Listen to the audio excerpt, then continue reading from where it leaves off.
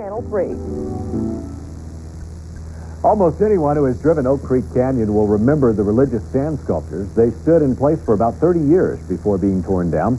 Now, one man is trying to rebuild them. But as Bielka Atherton tells us now, he's facing a few challenges in this task. Bielka? That's right, Cameron, and this is just the beginning for artist Chris Dizon.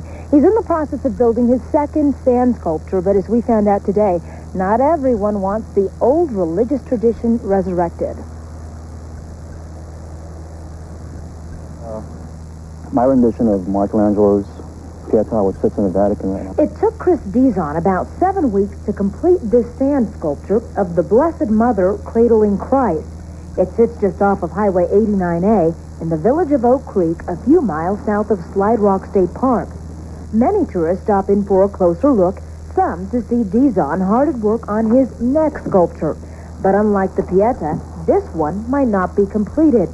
Dizon's efforts have recently come under fire by some angry neighbors and the County Planning and Zoning Commission, who says although this land is privately owned, it's not zoned for commercial use.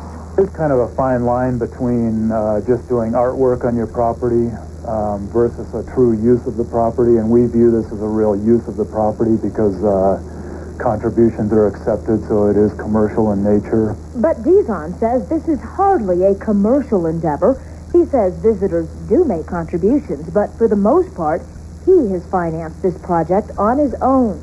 Still, he must go before the Planning and Zoning Commission that says donations are only part of the problem. Traffic safety on the state highway, people turning in and out of the property, and then the impact of the various cars and buses parking there to look at the sculptures, the impact that has on the adjacent residences.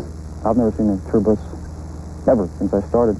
In an upcoming hearing with the commission, Dizon will find out whether or not he has to relocate his sculptures. He says he is well aware of the opposition to his work, but says the support is overwhelming. In fact, visitors are even signing petitions saying the sculptures should stay right where they are.